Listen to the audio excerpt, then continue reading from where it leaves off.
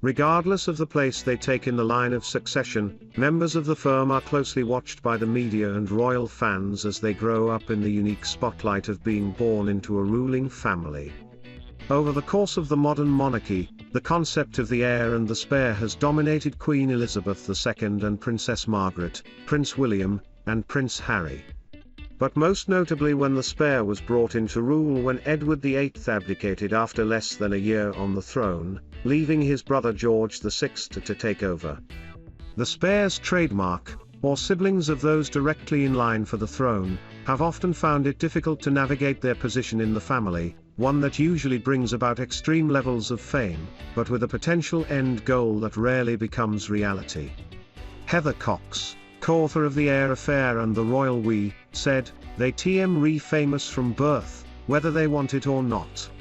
With an heir and spare dynamic, you get one child who TMS born for the top job, and the second who probably grows up feeling like the understudy. Learn the lines, know the role, but understand you TMLL probably never get called to do it. And if your personality more naturally pushes you toward the spotlight, that would be really hard on the spare." This has certainly been the case with Prince Harry, whose trajectory has taken a similar tumultuous path to that of Princess Margaret, the Queen's late sister.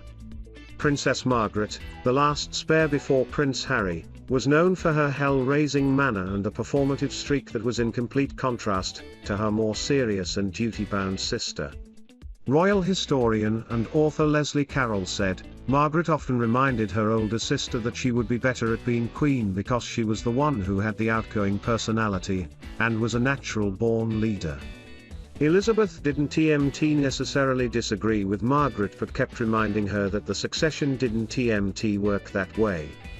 The British monarchy isn't a talent contest.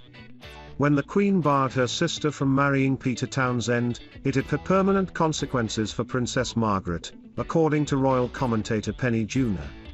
She said, "I think the Queen probably felt she had scuppered her sister's chance of happiness. Margaret started behaving badly and imperiously, and because of the guilt, her behaviour went largely unchallenged. As she dropped further down the line of succession as the Queen welcomed her children and they had their own children, Princess Margaret's behaviour became worse. However, she maintained a close relationship with her sister, whereas it is speculatively thought that Prince Harry and Prince William do not speak. Princess Margaret's ways were not a royal first. In fact, there have been generations of spares who have caused significant trouble for the ruling sibling. Prince Harry has admitted his struggles living within the royal family, which came to a head when he and his wife Meghan Markle left the royal fold in March 2020 in search of a new life in America. For the most part, their journey has gone from strength to strength, signing multiple multi-million-dollar TV and entertainment deals with the likes of Netflix while raising their young family in one of California's most expensive neighbourhoods. But like Margaret, Prince Harry's past hasn't exactly been sparkling clean. He was well known for his partying and made headlines for various indiscretions which the palace had to deal with, particularly in the early 2000s. While with the exception of his great-great-uncle, no other royal has departed fully from royal life in the same way Prince Harry decided to. Even Edward VIII wanted to remain in royal circles and continue working for the family, a plea that was denied by his brother and by Queen Elizabeth when she later came to power. But Prince Harry's time in the family was marked by his valuable contributions, regardless of being the second-born son. The launch of the Invictus Games is a highlight of Prince Harry's impressive royal CV, as well as his time spent in the military, and his work on AIDS in Africa.